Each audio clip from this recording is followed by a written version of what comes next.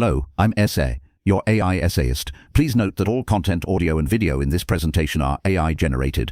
As AI can sometimes produce inaccuracies, I encourage you to verify any factual information presented. With that in mind, let's begin. Stephen Jay Gould's 1982 publication, The Mismeasure of Man, stands as a monumental work of scientific critique and historical excavation. It arrived in an intellectual landscape still roiling from the sociobiology debates of the mid-1970s, a period that saw a renewed confidence in biological explanations for human social structures. Gould, a paleontologist and evolutionary biologist at Harvard University, crafted the book as a direct and formidable challenge to the enduring tradition of biological determinism, the belief that social and economic differences between human groups arise principally from inherited, inborn distinctions. The work's genesis lies in the intellectual lineage of scientific racism and hereditarianism, a history Gould sought to expose as a series of methodologically flawed and socially biased enterprises. He drew inspiration from the critical tradition of his Harvard colleagues Richard Lewontin and Richard Levins,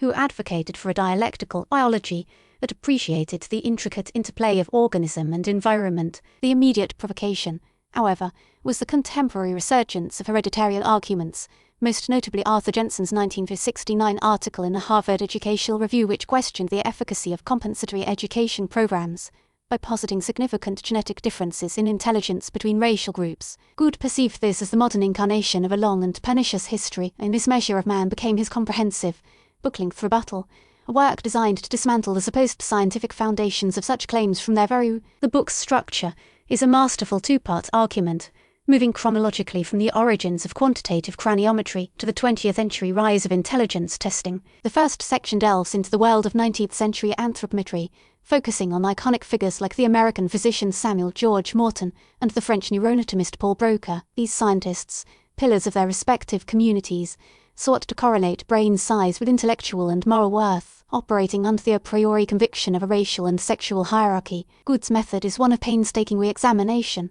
He secured Morton's original collection of human skulls at the University of Pennsylvania Museum and meticulously reanalyzed Morton's data. His findings were devastating to the original conclusions. Gould demonstrated that Morton's results, which conveniently placed Caucasians at the apex of cranial capacity, were the product of a series of unconscious methodological errors and omissions. These included a selective inclusion of certain subsamples, such as using Inca Peruvians with small bodies to represent Native Americans, while using larger-sutured Englishmen to represent Caucasians. He also identified inconsistencies in measurement technique, for instance, using lightweight mustard seed for smaller skulls, which could be easily compacted, and heavy lead shot for larger skulls, which could not, a subtle finagling that systematically inflated the volume of the latter. Gould's critique of Broca was similar in spirit, revealing how brilliant scientists' deeply ingrained cultural beliefs about the inferiority of women and certain social classes guided his interpretations of brain anatomy, leading him to find evidence for his prejudices in the ambiguous folds of the cerebral cortex. The core insight here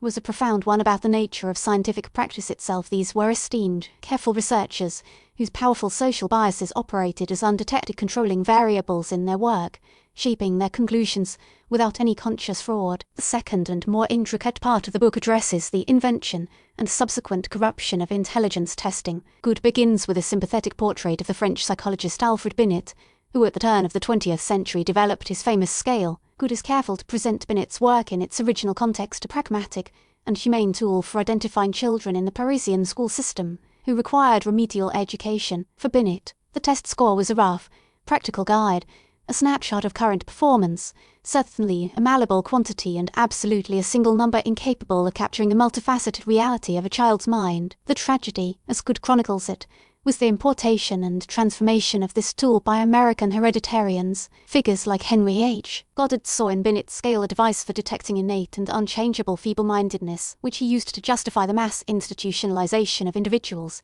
and to promote eugenic policies. Lewis Terman of Stanford University revised the test into the Stanford-Binet, popularizing the concept of the intelligence quotient, OIQ, a formulation that reified intelligence as a single, fixed, heritable entity. The argument culminates with Robert Yerkes' mass administration of intelligence tests to over 1.5 million U.S. Army recruits during the First World War. The resulting data, which showed lower average scores for immigrants from Southern and Eastern Europe, as well as for Black Americans, was seized upon as objective proof of innate racial differences. Gould meticulously deconstructs the absurdity of the testing conditions, the cultural biases embedded in the questions, and the environmental factors, like endemic poverty and lack of schooling, that were ignored. The data, they argued, were a testament to social disadvantage, which were then perversely used as a scientific justification for the profoundly discriminatory Immigration Act of 1924, a direct and devastating real-world application of this mismeasured science. At the conceptual heart of Gould's entire critique lies his sophisticated deconstruction of the statistical method of factor analysis,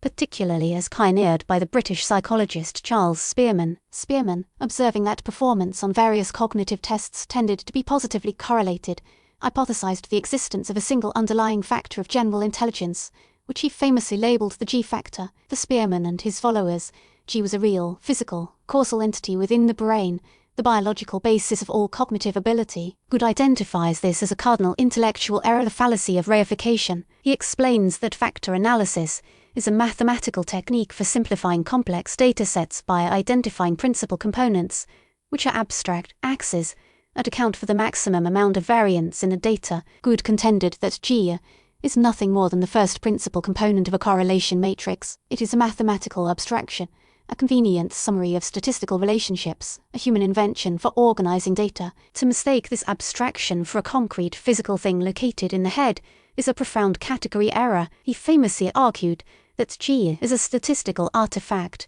its existence and character being entirely dependent on the specific battery of tests chosen for analysis. This argument was the book's most technical and perhaps most original contribution, moving beyond a historical critique of biased data collection to a fundamental philosophical critique of the very concepts used to interpret that data. It challenged the central premise of a century of intelligence research by asserting that its primary object of study, a single, rankable intelligence, was a statistical. The immediate impact of the Mismeasure of Man was immense. Published in 1981 and revised in 1982 for its main release, it won the National Book Critics Circle Award for non-fiction and became an unexpected bestseller, catapulting Gould from academic circles into the public intellectual sphere. The book armed educators, sociologists, and policymakers with a powerful and scientifically literate framework for questioning the validity and fairness of standardized testing and for resisting the simplistic biological arguments that were gaining currency in the conservative political climate of the era. It provided a touchstone for a humanistic vision of human potential,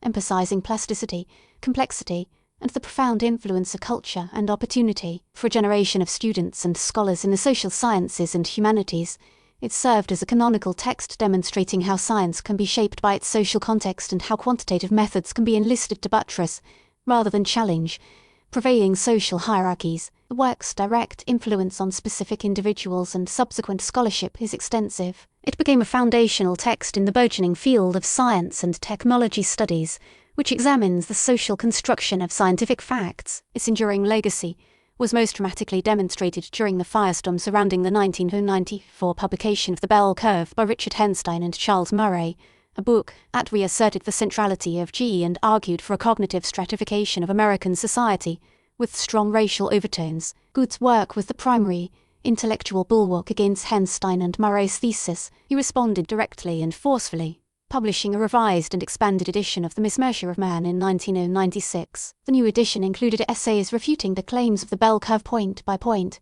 demonstrating how it represented a continuation of the same flawed tradition of reification and biased interpretation that he had dissected over a decade earlier. The Mismeasure of Man thus evolved from a historical critique into a living document, a continually relevant tool in an ongoing public and scientific debate. This direct engagement cemented its status as the definitive counterargument to modern scientific hereditarianism, influencing scholars like the neuroscientist Joseph Ledoux, whose work on emotion warns against the reification of psychological constructs, and countless historians of science who have built upon Gould's model of socially contextualized scientific history. Of course, a work of such prominence and ambition attracted its own share of significant critiques. The most pointed and widely publicized challenge came in 2011 from a team of physical anthropologists led by Jason E. Lewis, who published a reanalysis of Samuel Morton's chronometry data in the journal PLOS Biology. Lewis and his colleagues contended that their measurements largely validated Morton's original findings and,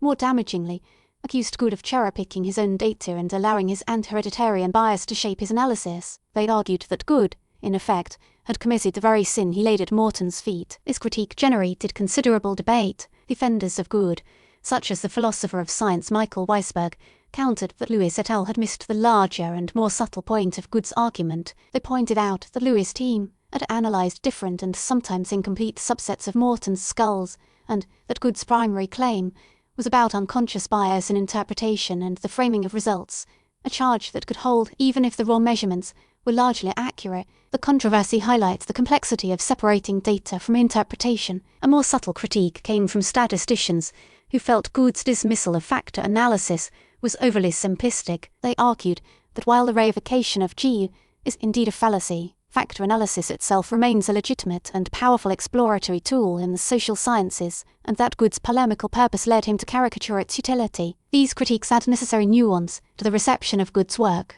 showing that even this master narrative of scientific bias was itself a product of a particular perspective and argumentative goal. Ultimately, the Mismeasure of Man endures as a masterpiece of scientific communication and historical scholarship. Its primary contribution was to demonstrate, with unparalleled historical depth and rhetorical force, that the science of measuring human intelligence has been perpetually entangled with the politics of human inequality. Gould's central thesis was that biological determinism is almost always a theory of limits, a scientific justification for the status quo, masquerading as objective inquiry. By tracing the lineage from Morton's skulls to Yerkes IQ tests to the reification of Spearman's G, he constructed a powerful narrative about how cultural prejudice can seep into the very marrow of scientific methodology, from the classification of samples to the interpretation of statistical abstractions. The book is a cautionary tale, a lesson in intellectual humility, and a call for perpetual vigilance against the seductive allure of simple, hierarchical explanations for complex human realities. Stephen Jay Gould's work was a profound defense of a messier, more contingent, and ultimately more hopeful view of humanity, an intellectual legacy whose importance has only grown with time. He provided a grammar for critiquing the misuse of biology, influencing not just specific debates but the very way we think about the relationship between science, society, and the enduring question of who we are. We really appreciate you tuning in to this AI-powered presentation. Our goal is to push the boundaries of AI in content creation, and your input is invaluable. If there's a particular subject you'd like to see us tackle next, or if you have suggestions on how we could fine-tune our AI's creative prompts, please don't hesitate to leave your ideas in the comments section. We're excited to bring you more unique content very soon.